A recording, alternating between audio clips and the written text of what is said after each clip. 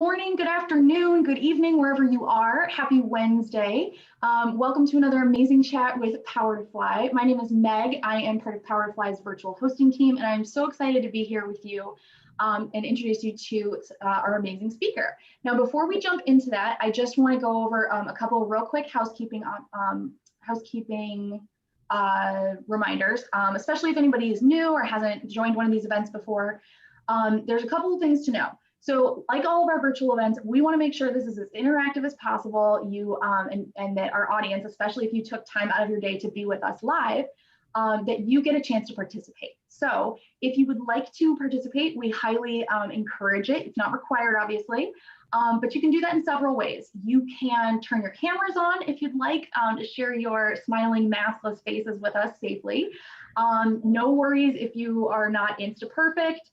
Messy buns obviously are acceptable, non-traditional workspaces, furry coworkers, child supervisors, all that stuff. We just want you to be here and learn with us. So please feel free to come as you are. If you do come off mute at any point during the recording, you will show up on the recording of today's session. Now, that doesn't, if you have your camera on, that's what will show up. If you don't have your camera on, it'll show your avatar or your display name. Again, like if you can have your camera on, as long as you don't come off mute, you won't be on the live recording. So the other thing to highlight is if you have any kind of privacy concerns, whatever, not a big deal, just don't come off mute and you can still participate. All you have to do is put any questions or comments you might have for the speaker into the Zoom group chat. You can also DM me if you'd like to ask a question or comment, but to be kept anonymous. So no worries, I'm happy to do that for you. Like I said, today's session is being recorded. So everyone will get an email in about 1 to 2 business days that will have a link to where you can rewatch this recording on our website. Now, that goes to everyone who registered, whether or not, whether you stay for the full 60, you only, come and go for like 5 minutes here or there. If you forgot to watch this, if you're watching from the future, hi, everybody. Everybody will get a link to rewatch this. Now, if Millette says something just mind-blowing and you have to tell someone right now, you got to share it with a coworker or a friend or your bestie or family member, no worries, you don't have to wait 1 to 2 days. You can always head over to our YouTube channel. We have 2, there's a main Power to Fly and there's Power to Fly Chat and Learns. It'll be posted onto our YouTube channel in usually about 5 to 15 minutes, within 5 to 15 minutes of the end of today's session. So like I said, you can always head over there, you can share the video there, and we absolutely recommend that you do so. You can take photos and video as we go, share them on social media so we can spread the wealth about all these resources and let people know that you are learning with Power to Fly today. If you do that, you can tag us, please. We are at Power to Fly on LinkedIn, Twitter, Facebook, Instagram, and YouTube. You can also use our hashtag Power to Fly. Just any way we can help spread the love is always appreciated. Like I said, we do have our YouTube channels, and I highly recommend that you subscribe to those. It's a really great way to make sure that you don't miss chats like this, especially if if you don't visit the website to see what's up, coming up in the next couple weeks or months, to sign up. That way you can always make sure that you catch the recording. So as we go on, I'm really excited to introduce you to Millette. There's a couple other pointers we'll make, but we'll save those for later. Joining us as our speaker today, we have Millette Granville. Millette is the Vice President of Diversity, Equity, and Inclusion for 2U Inc., which is a global education technology company that partners with over 75 top-tier nonprofit universities to build, deliver, and support high-quality online degrees, certificates, boot camps, and short courses. In this role, Millette is responsible for providing strategic leadership on all global equity, diversity, and inclusion policies, programs, and practices. So welcome, Millette. We're so excited to have you here today. Thank you. I'm excited to be here. All right, so before we jump into the questions for today, I just want to go over real fast. Obviously, Millette is here from 2U. I'll be sharing their link to their company page in the chat here in just a moment. One thing I want to highlight for everybody is if you follow the link that I just posted in the chat, that is going to lead you to 2U's company page. Now, when you're there, you can look and you can check out a bunch of different things. One of the main ones is obviously info about the company. You can click on events to see past events that 2U has collaborated with us to participate in. or even future events that they're going to do with us, like our virtual job fairs, our mini summits, our chat, like upcoming chat and learns like this.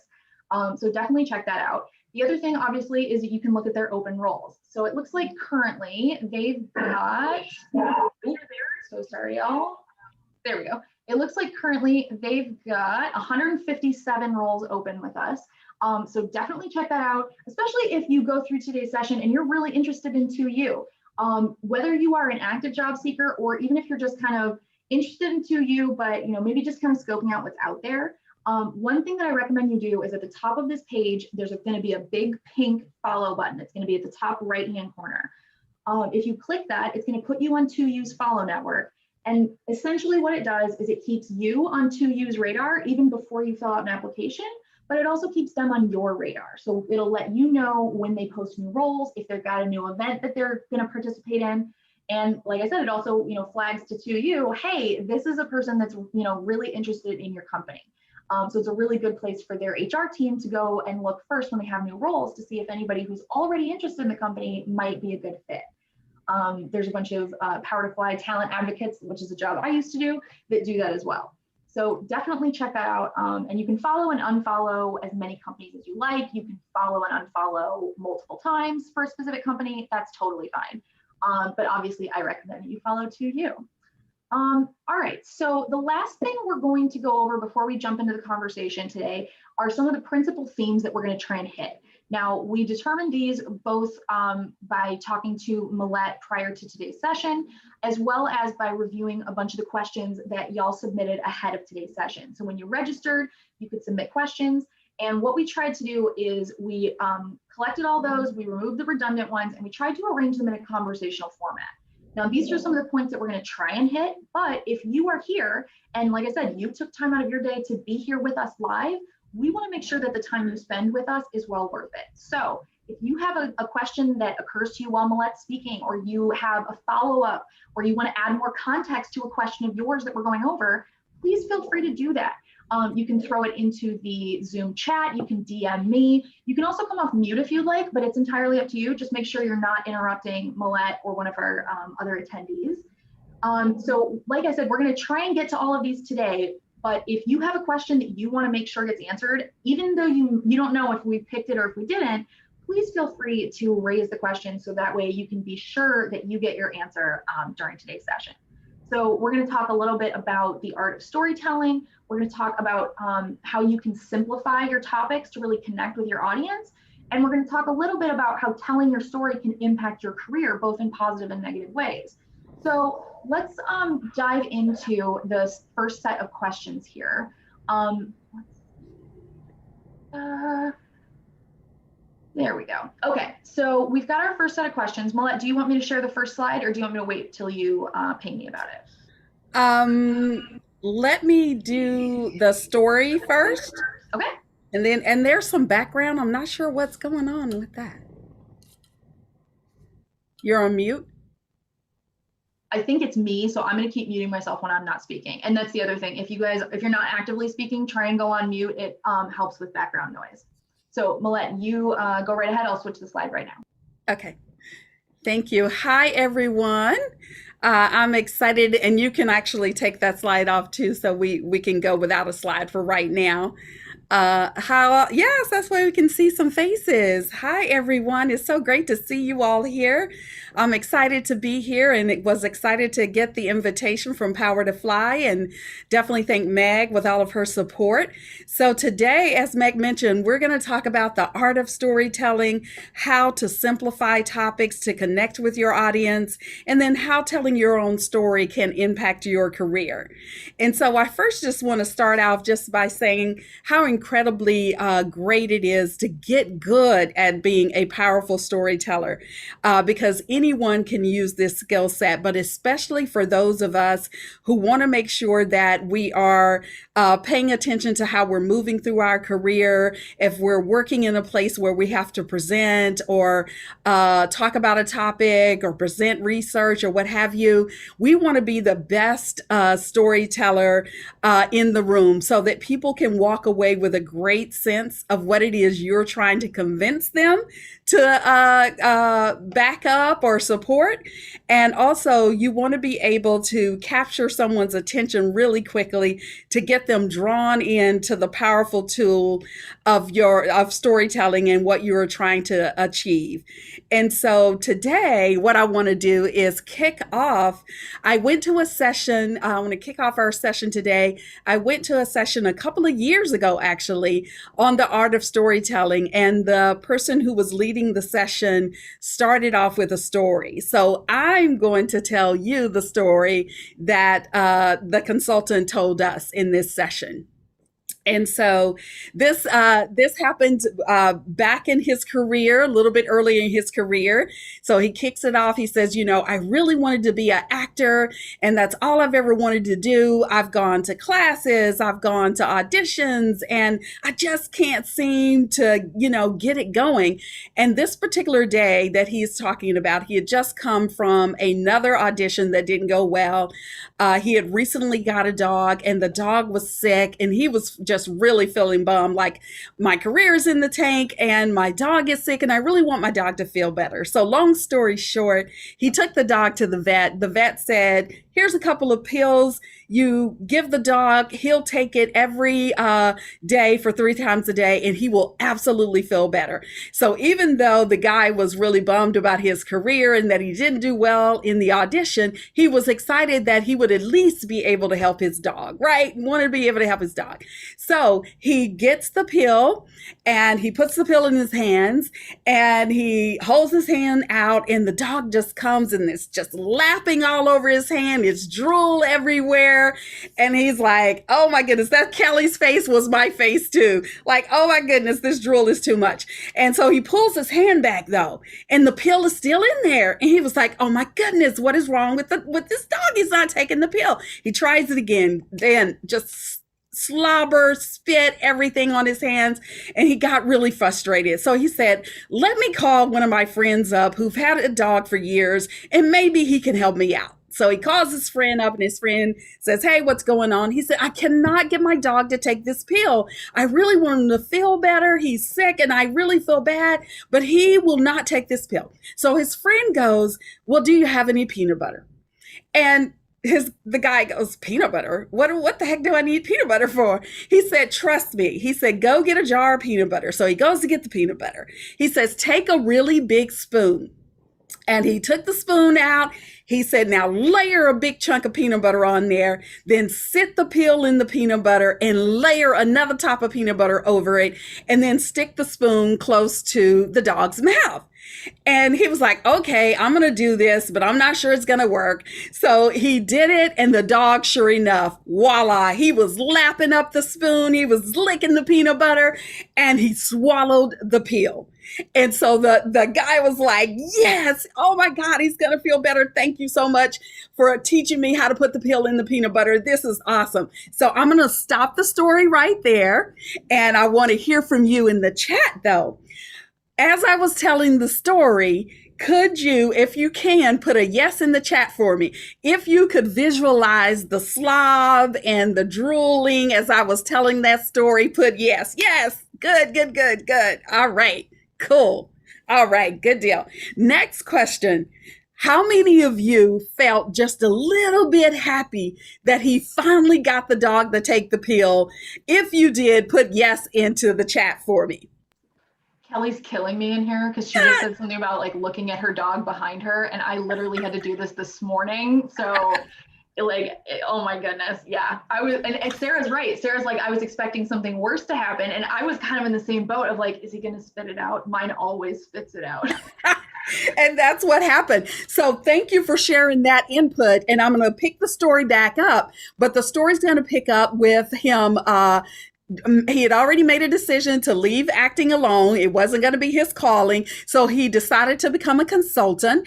And he, at this time in the story, is a great consultant. People were reaching out to him, so he's doing well. So at this point of the story, he's getting ready to take a call from a prospective client that works for a pharmaceutical company. And so the young lady gets on the phone and she said, we really need your services. I am having a very hard time trying to get my investors to be emotionally connected to how great this new drug is. And this drug is really phenomenal, but we're providing them with all of the details, all of the data, all of the stuff in the clinical trials. And yet they just don't seem to be moved or fazed by it. And we really need some help on how to effectively tell the story. And so the gentleman goes, well, why are you so excited about the drug? And she says, oh, I have to tell you, I have a family member who would absolutely love this drug. It would absolutely change her life. It is going to be life changing. She's going to be able to restore herself back to a normal life. And I cannot wait until this drug is out there in the public so everybody else can enjoy it. And so that my family member can really be able to be much better and live a much more great quality of life. That is why I got to get this drug out there. And I just feel like I'm stuck. And he says, oh, well, it sounds like to me, you just need to learn how to put the pill in the peanut butter. And the lady goes, well, what the heck are you talking about? And he goes, I'll tell you a story. So he told her the story. And he said, here's the thing about putting a pill in the peanut butter. He said, the pill is all of the data that you have. The solid data that you have that this drug works, the clinical trials have proven it, you've got all the research, that is your pill, that's your solid stuff. But the peanut butter is why you care. So you need to wrap all that technical information up with a personal story so people can emotionally connect to why you think this drug should hit the market. And she has a big aha moment and goes, oh my God, this is so simple. I can't even stand it. She was like, I want to hire you and I want you to come and I want you to tell the story and work with all of our execs because every single one of them needs to learn how to put the pill in the peanut butter. And we're going to fly you out to do that because we need each of them to have their own story. So in the story, they did that. The folks who were reviewing the drug, they were immediately engaged and wanted to know more about her family member and how this drug could help. And they said, we appreciate all the data, but you are really showing us what the impact is going to be. So great end to that story. Couple of other questions as we wrap up with this story that I want to hear from you in the chat though. Did you have a sense of emotion in any way when you heard her talk about why she loved the drug so much and talking about her family? Say yes for me. Okay, great, good. That's perfect. And then lastly, while I was telling the story, did I make the story memorable? And we're going to test whether or not I made the story memorable. In the chat, on the count of 3, if you can tell me what the catchphrase was for this particular story, I am just going to be ecstatic. So you're going to just type real fast on the count of 3. What was the catchphrase in this story? So 1, 2, 3, put the what? Pill in the peanut butter. Yes, absolutely. I literally can't read them fast enough. They're like just scrolling. So awesome. Awesome. So if you could go for me in the slide that has our Zoe Peel Pops on it, if we could put that slide up real quick.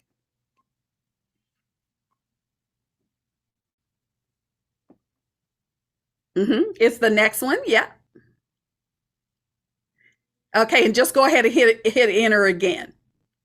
So here's the funny thing. When I was first getting ready to tell the story, I said I needed to look up and see if there's actually such a thing. And there's actually the pill pop, Zoe Pill Pop, where you can put the pill in the peanut butter and they can actually swallow it. So how cool is that? But what I wanted to do was talk a little bit about engaging and persuading in storytelling. So this story had a metaphor, right? Put the pill in the peanut butter. Now, here's what's going to be interesting.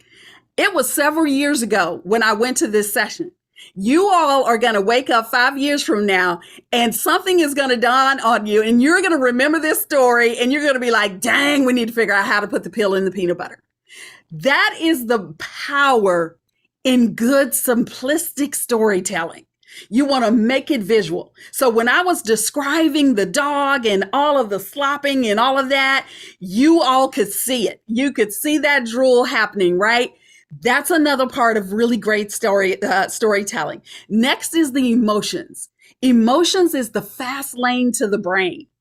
So you want to be able to drive out some kind of emotion, just like he told her, tell your story, because that's what's going to get people interested in what you have to say. And then lastly, make sure your message is always memorable. Make sure there is a catchphrase that people can walk away with. Okay, so we can take the slide down so we can see everybody, and I can do the rest from my notes because I want to see your beautiful faces. So when you think about storytelling and you think about what can a good story do for you, that story for me had me think differently about what it means to have to talk or do a presentation with real technical terms or difficult information you have to share. The idea that the best way to get your message across is by making sure, not dumbing it down, but making it simplistic enough where people are really drawn into what you have to say. So I'm going to share with you a few things that a great story can do. First, a great story can create an emotionally charged event with the listener. So you want to make sure that as the people who are listening to the story, that you're intrigued enough to stay in tune with that story. And that there's something about the story that is really like Meg mentioned and Kelly mentioned, you started looking back at your dog or what have you. It's making you think about something that's important to you. That's what a good story can do. Next, it will help build relationships, engage attention, and stimulate curiosity. Now, here's the interesting thing about stimulating curiosity. When he was talking to his potential client and she was telling him about her frustrations and how the folks were not really getting it, when he stopped and just simply said, well, it sounds like to me, you just need to figure out how to put the pill in the peanut butter. That gave her like a shocker, right?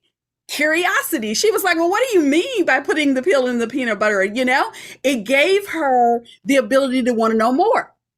And so as you are telling your story, that's a really big part of it. Do something that they don't expect for you to do, like establish your credibility up front, which he had already done. And then a good story can disrupt preoccupation and command attention. So the way that he responded to her disrupted what normal consulting conversation she probably has always had. And it gave her something new that piqued her interest. Like, tell me more about putting the pill in the peanut butter. And he made it unpredictable. And that is also something that most people in formal presentations, work presentations, even when you are interviewing, people don't really expect you to be unpredictable. Well, being unpredictable does something to our brain, I think. It makes us sit up a little straighter and go lean in like, okay, so what is he finna say about the pill and the peanut butter? I need to know what this is. And is it going to help me? And so that line gave her enough enthusiasm and curiosity that she was going to definitely ask the next question, which is, tell me what you mean by that. Another opening for you. And the other thing a really great story can do is great stories take your listener on an imaginary test drive. All of us were able, I think, to see that the dog was hurting, the drooling was a mess, he was a mess, he was really disappointed that he was not able to be an actor, he really couldn't get over that, but you kind of felt sorry for him, and at the end of the day, you really, really, really wanted the dog to be able to feel better as well. And so all of the things here that we have on the screen are all the ones that I just went over. So when you think about your ability to tell a good story, you want to make sure that you are creating a healthy sense of disruption, that you are throwing them a little loop. put a little something extra in there that they're not ready for to pique their curiosity. And then you want to figure out, how do I take all of this material, this information, and wrap it up in such a way that creates an emotional connection? And even when you're interviewing for positions, people forget that interviewing is a sales pitch. That is what it is. You're the product. You're the grand product, and you have to make them want to know more about you and want to be able to be curious about who you are and what you can do and offer to them if they were to hire you into the company. And so when you think about telling stories for your professional career, when you think about getting messages across, always think about those things first. And I'll make sure that we put those in the chat, or that people will have access to the presentation, because those are all in there. Next, what I do want to do is, if we could go to the slide that talks about the brand pitch. And while Meg is pulling the slide up, how many of you know what I mean when I say elevator pitch?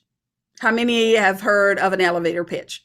Okay, yes. Thank you for the folks in the chat, because I can see that. Okay, good.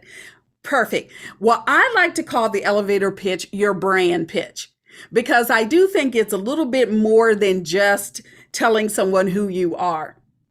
And being ready to give your brand pitch is a big part of that process.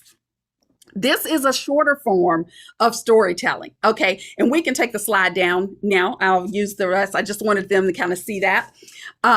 So I'm going to go over a few questions that you want to be prepared for. Now, the unnerving thing about your brand pitch is that it can happen anywhere at any time, right?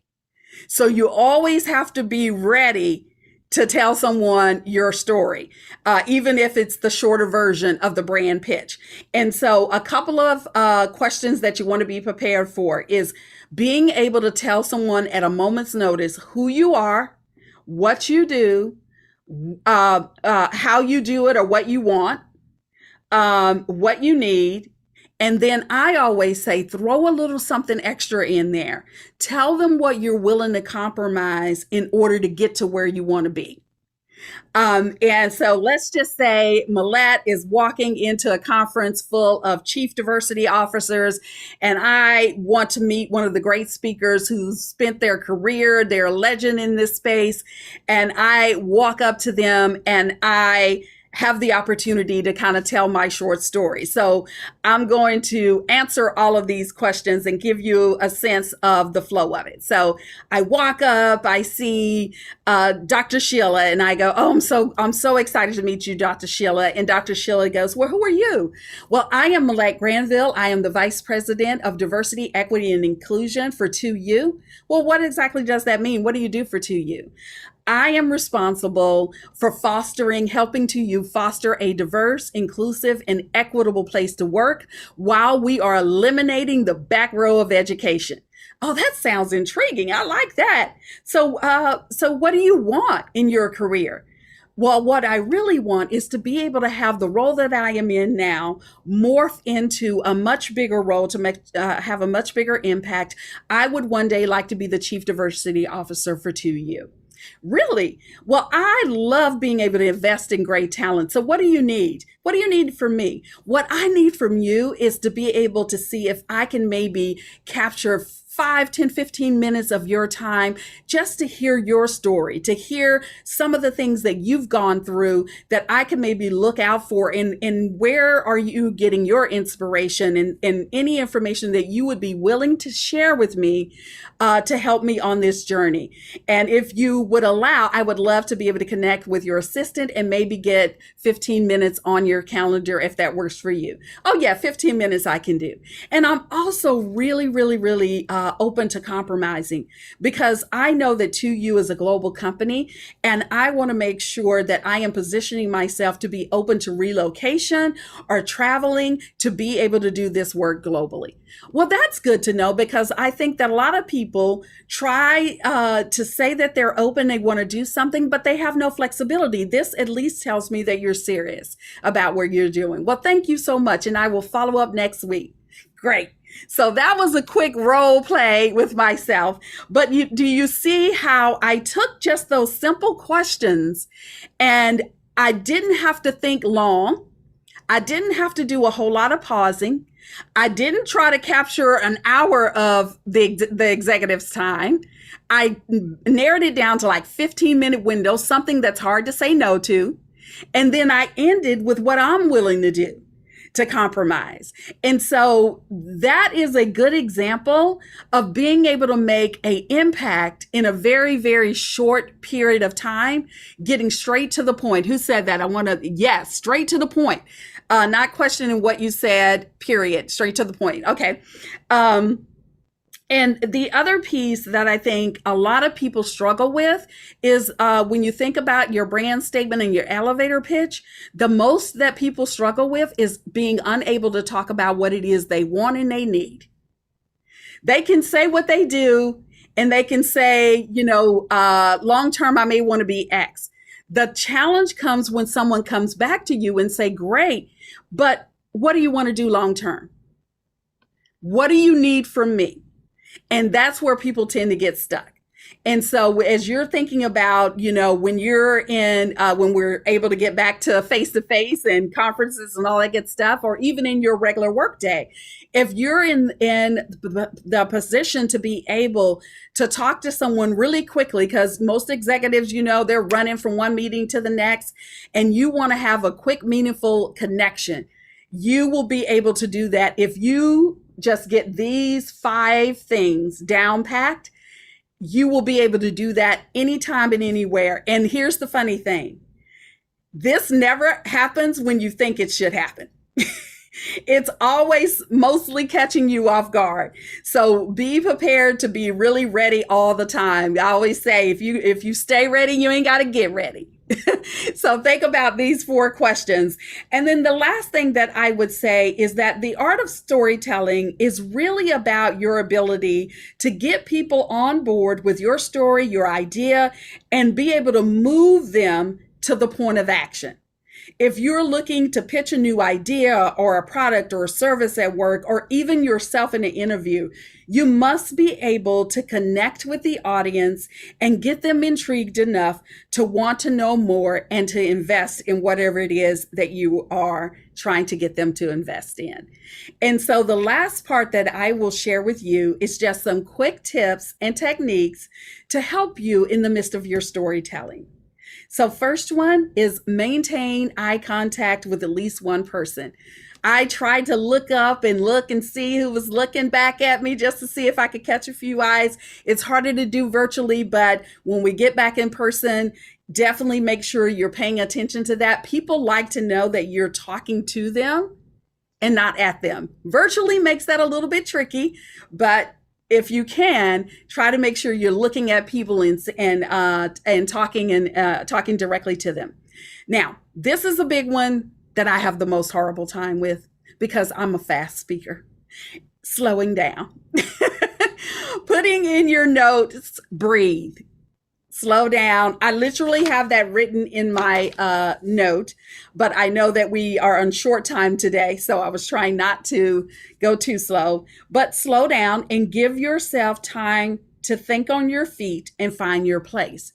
Because when you are speaking, you might have someone interrupt you to ask a qualifying question, and you want to be able to not miss a beat and get right back into your presentation.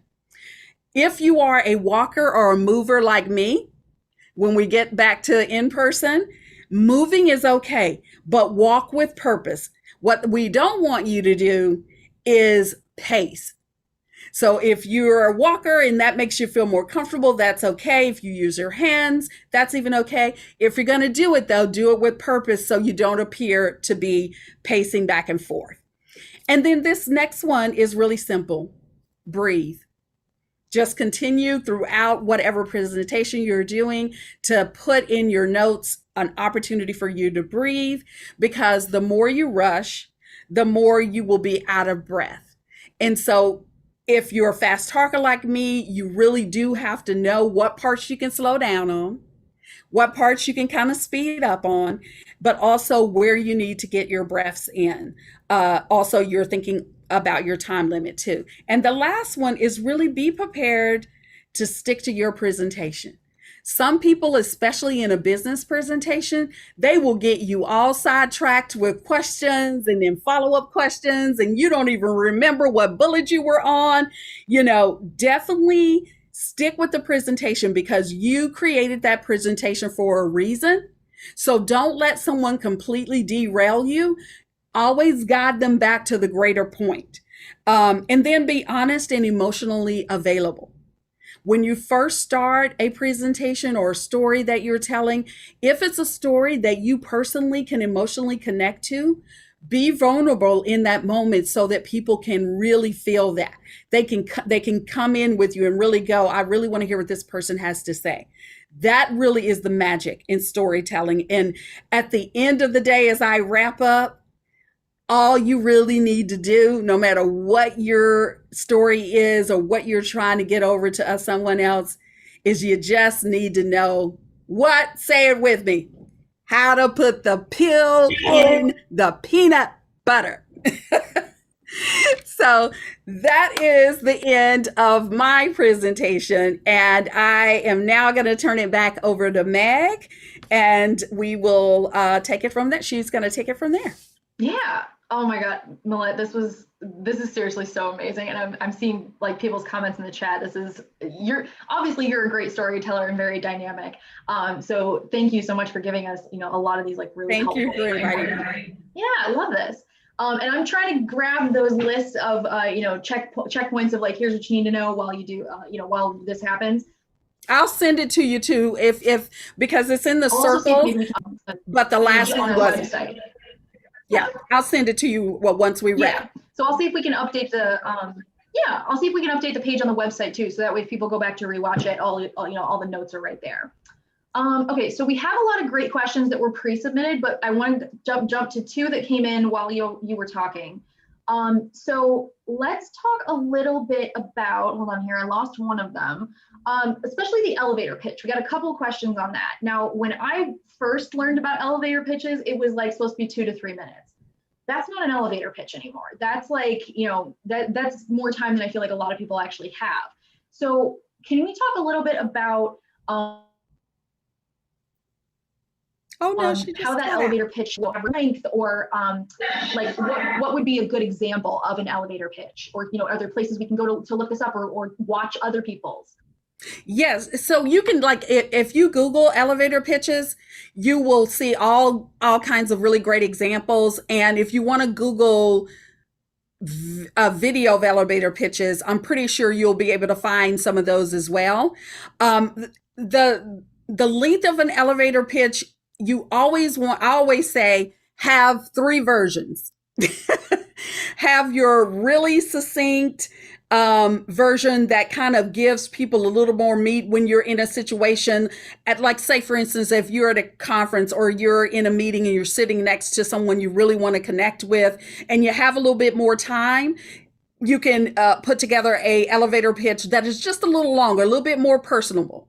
But then you need the one where you are stepping in the elevator and you literally only have a few minutes to get your point across, to get to that next step. And then the last one would be if you're simply passing someone by and you just need to find a way to connect with them.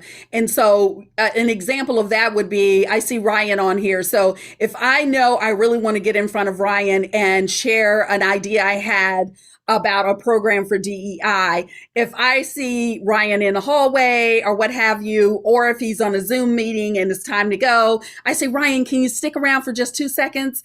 I really have a great idea for the DEI program that we're working on. It's only take a few minutes for you to review it. Is it okay if I send that to you via email? And should I send it to the 2U email address? You see how that was really fast, but I got an okay from Ryan to send it. I'm going to send it to his email address, so I confirm that. And then when I send him the email, I'll make sure to put some information in there to set up a different time to actually go through the idea. If you're at a conference and you jump on the elevator with, say, our president, Chip, and you have a chance to introduce yourself for the first time. Get on the elevator and say, "Oh, Chip, I mean, I am loving working at 2U. Don't know if you remember me by face, but I'm Millette Granville. I'm the VP of DEI for 2U, and I'm excited about continuing to make this an inclusive environment. Would love to hear your long-term thoughts on our work around DEI. Can I connect with you?" Well, yeah, Millette, connect with my assistant and we'll make that happen. Great. Have a great day. Boom. I'm off the elevator. He's gone as well. That's a faster one where you have to be really good at thinking on your feet.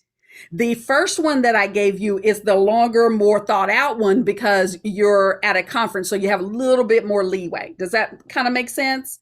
Yeah, I got it. When we were developing these, like early on when I joined Power to Fly, we were trying to workshop like the snippet of if you're trying to tell somebody about where you work. And we did it a couple different ways, but one of the things that was most helpful for me was it's the same angle that Bannon was talking about in the chat about to think of it as a billboard, and that people are on the highway, they're driving 60 miles an hour. What's the headline? Yeah. And so we worked it two ways, but we started with what our headline would be. We tried to think about like, okay, well, what part of this are we likely to have to explain? Like, what do you think the next question is probably going to be? And kind of came up with, like you said, like the 4 tiers of like super short, a little bit longer, and then friendly, like, longer. And we worked it out that way. And then we worked our way back to see what else we could either edit or change around or remove or whatever. And so that really worked well for me, especially like to remember it. So I think, if in case anybody's trying to think about how to break this down into those 4 steps, or those 4 tiers, that might be something that helps them. I'm not sure, but it works. Absolutely. Yeah. All right. So we also had a question in here from, let's see, we had a question here about, what happens if you're trying to do the elevator pitch, but you're trying to switch careers? So I feel like when people are trying to transition or pivot, that can seemingly take up like all of the space in that elevator pitch, or even in what you're talking about when you're in an interview. So when it comes to something like that, do you recommend, like you said, making that your prime story, or is this something that you want to develop like as a tag, something to tack onto this, whatever your go-to story is about yourself? Yeah. And I think it all depends on where you're at, what you're doing, and how close you are to making that transition. And when you are looking to transition your career, you want to make sure that you're able to articulate your transferable skills from what you're doing today to what you want to do tomorrow. Because when people hear that someone's trying to transition to another career, a lot of times in their mind, they go, "Oh, I wonder if they're really qualified. Can they do it?" So if you are trying to transfer, so for example, if I'm currently in the DEI space and I want to transition to being a full-time consultant, part of what I want to get over in my conversation is I have everything that it takes to be a consultant, but I would need some guidance maybe on what that looks like for me in framing my business, because I would be working for myself. So that pitch may look something like, "Hi, I'm Millette Granville. I really love the work you've been doing in your consulting business. I have been in the DEI space doing this work for 25 years and thinking about my next step, and I really want to get into the consulting business.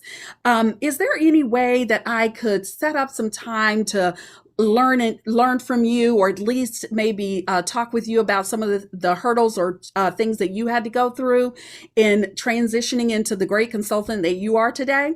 And you see how I validated the fact that I could be a consultant because I've been doing this for 25 years. I'm also validating for that other person that person is the guru that I want to learn from. Notice though, I never once said, "Can I pick your brain?" That is the worst statement that most people generally use when they want to actually talk to somebody. Well, pick your brain is one-sided. So you want to say, "Can I connect with you to learn about your experiences?" Because then you're saying, "I want to hear how you got to be so great. I want to hear, how you decided to transition your career. And I'm not in it just to get the knowledge from you. I also can share what I do." So think about how you approach it. because a lot of people go into that approach in a what's in it for me situation when you should be saying, gosh, your background, your knowledge is gold. I just want to sit in your under your tutelage and hear just a little bit about what you did to get to where you are. And people are usually way more excited to tell you about how they became so successful than they are telling you all their trade secrets about how they got there. So when you are transitioning, you do have to work a little harder though on that pitch because you want that pitch to be tight and you want it to make sense. So you want it to be heavily connected to whatever expertise or experience that you have now. Does that make sense? Yeah, absolutely. So we're having a couple more questions chime in the thread here, so I want to make sure we get to those. Bannon had a great comment saying picking brains is for zombies, and I absolutely love that because it's you're right. It's one of those things where it's like people say, pick your brain. Can I have 5 minutes? It doesn't tell them what you're looking for. Exactly. And if you can make the ask more specific, that way either you'll actually get what you're looking for, or if that's not possible for the person, you're better able to get to a middle ground of like, hey, can I have 15 minutes of your time? And if they're like, hey, I only have five's more than you wouldn't have asked. Yeah. And then we also have a question here from Eileen Weathers. Eileen says, for job seekers or career changers, what are some tips to weave a brief story into your brand pitch in order to sound more authentic or organic, rather than sounding like a hard sell or just a basic chronology of what your work history is? So if you are, how do you make it feel more organic and less like a performance, I should say? I would say find a short but impactful story that is connected to the work you do. And do it in a way that validates why you chose the career path that you chose. Because that's a lot easier to do in an interview than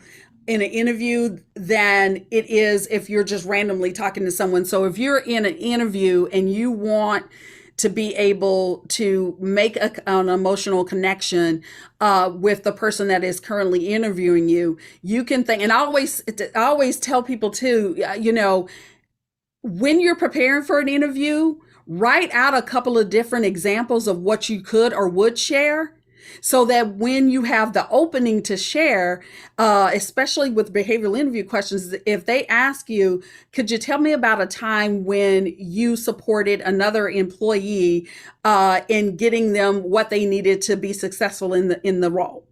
And that's like the perfect opening for you to figure out a great little story that you can interject in there, and they can see who you are as a person, and you're not like sharing all your statistics with them and all the accolades you got, but you're actually talking about something that means something to you, like a personal story that means something to you.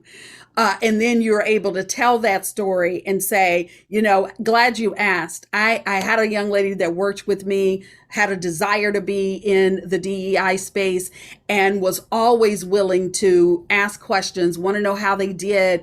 I gave them advice. They used it. And long story short, this person, after being on my team for a couple of years, was able to go on and take on the first manager role in DEI as a result of the experience that he had on my team, because I knew that there was something special about what he was bringing to the table. And so that is how I've been able to pour into my team. I provided development opportunities for him. I gave him opportunities to present in front of leadership. I gave him 2 special projects to lead. So I was able to see all the great things that he was able to do. And as a result, he is now in a new manager role. So you see how that is not making you braggadocious, but it is showing someone how you engage your team, how you invest in development, and how you were elated that that person was able to move into a different position out of your team into their first management role. I absolutely love that. I do want to highlight for people, because there's a bunch of people asking questions in the chat about like how to do this in interviews, how to think on your feet and all that stuff. I'm sharing a link in the chat right now to a mock interview event that I'm hosting tomorrow night.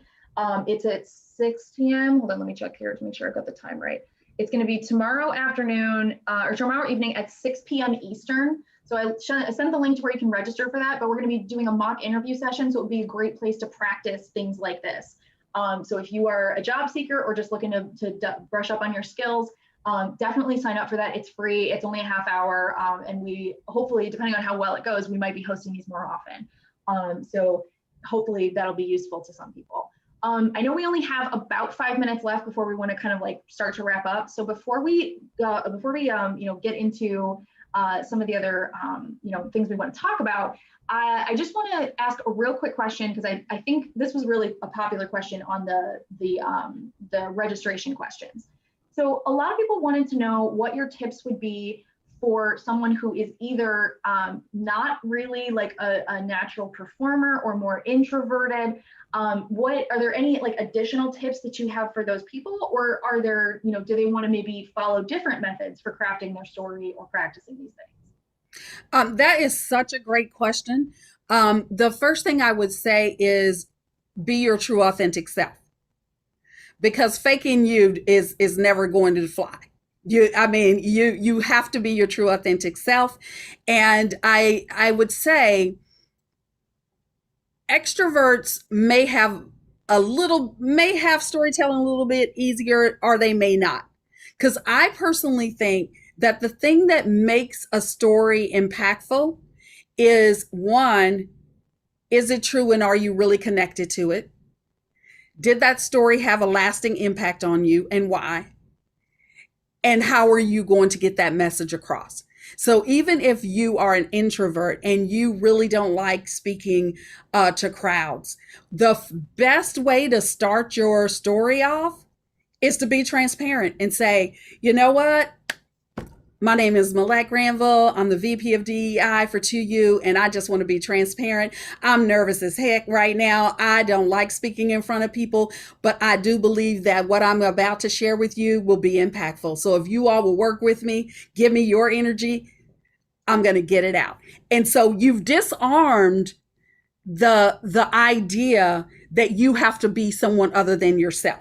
You've taken that power and put it in a box, and you're saying, good, bad, indifferent, I'm going to show up as me, and the me version I'm going to show up as is introverted. So I may not be animated and all of that, but I do believe in the story I'm going to tell.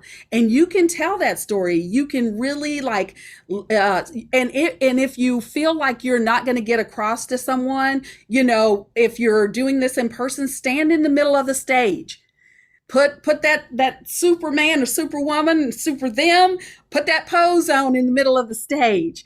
And yes, I love this. It's so dumb, but it absolutely works. It works. I'm telling you, I've tried it. It works. Put your pose on. And if you're nervous about moving around, don't move around. That mic is right there, and you lean in, and you can start with saying something like, so 5 years ago, something truly changed the whole trajectory of my life, and I am going to share that with you today. I got fired. And I use that just to say, even someone who is an introvert can have a punch. They can put curiosity up there. So the way that they were speaking, everybody thought they were getting ready to go into something really deep, but what comes out is, I got fired, and here's how it happened. And then they can go in and tell their story, but they've created a very calm shock factor, because now everybody is curious about, well, what the heck did you get fired for?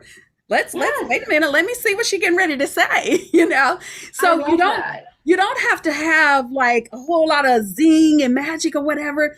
Just think about your story. And think about, what are the most important aspects of the story that I want to tell? And what is the message I'd like them to walk away with? And then design your pitch or your speech or your story around those things. I love that. All right. So we've got, like I said, we're right at time, but in the one last question I'm going to ask, so a lot of people had questions about how to distill their story down, which I think we talked about a lot. But one of the other things they asked about was if you should stay away from either certain topics, certain buzzwords that don't really, like, they're popular, but they kind of lose all their meaning if people just use them and overuse them. Catchphrases, that kind of thing. I mean, like you said, don't say, "Can I pick your brain?" It's, along those lines. Are there things that people need to steer clear of? Yeah, I'm smiling because I see this comment about the Container Store branding. Thank you for telling us. Oh God, good. Yes. Yes, I do think that. Well, let me back up. First, magic in storytelling is know your audience as much as you can, because there's some audiences you might actually not know up front, but try to know as much about the audience as you can, because you don't want to be introducing buzzwords or political sized words or things like that into your speech if it's going to be detracting from what you have to say collectively. So some people get in habits of using buzzwords and throwing things around like that. That can be confusing. I think the beautiful thing about a good story is it has a beginning, it has a middle, and it has an end. And the more you throw stuff in it to cloud up the story, the less the persons or people who are listening are going to be able to take it in. So think about that when you're choosing, the words that you're going to use. I say be as clear and as basic, as you can, so that you aren't risking offending people in any way. And just think about, what is the story I'm telling? What is the topic? What is the group I'm telling the story to? Because depending on who you're talking to, your style of presenting or even how you present can differ. So know your audience. That's like the biggest key to success when you think about storytelling, is know who you're talking to as much as you can, so you can tailor it to fit. Awesome. Thank you, Millette. Thank you so much. All right, in the last 3 minutes we have, I'm gonna go back in and share another slide with y'all. Mackenzie is here from the 2U team as well. So Mackenzie, would you like to jump in here and talk a little bit about some of the open roles currently at 2U, and shed some light on these things for people? Absolutely happy to. Thanks for having me, Meg. I'm a senior technical recruiter here at 2U, and we have, over 100 and almost 30 open positions within the U.S. currently, and we honestly are adding more weekly. I'm highlighting a few across our tech, our marketing team, and then also within our finance team today, but we have openings across all of our departments virtually, really. But as a tech recruiter, I can speak most deeply to the technical positions here, but also want to leave you all with my email address. If you're interested in any of these positions here or others, or may have a referral, you're welcome to reach out to me directly at mgarcia@2u.com. And I'll touch again briefly on these positions. So we have several different engineering positions across our tech dev department at varying levels. This one here, the software engineer for our boot camps team, is one of our most senior individual contributors.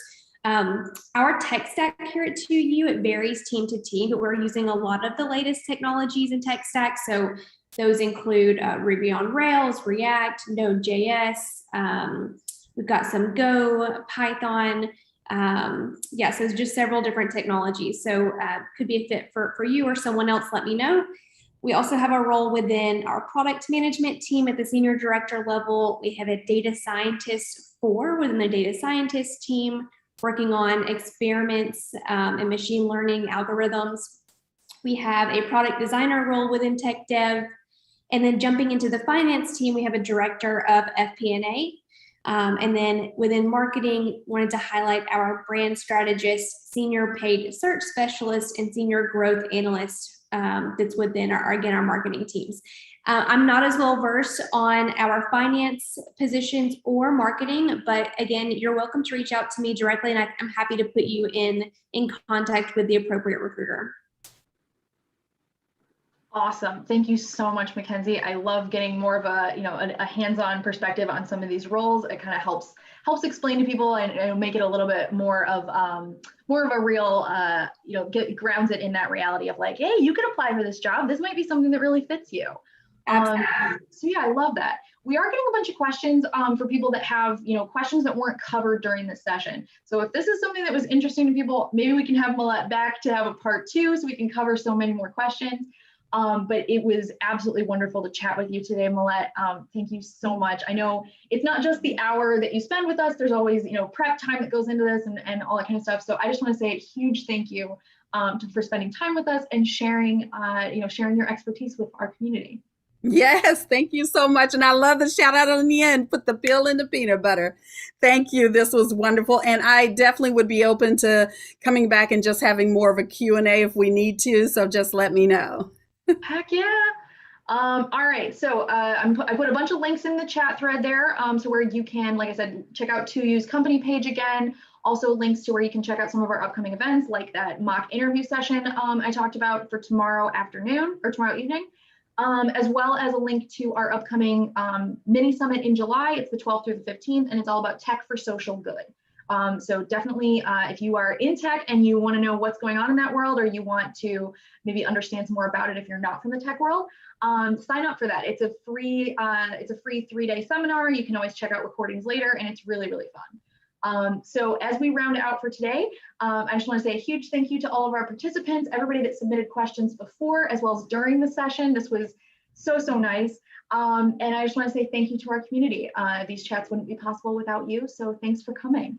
I hope y'all have an amazing rest of your Wednesday, and hopefully we'll see you on chats coming up in the future. Bye, everybody. Bye bye.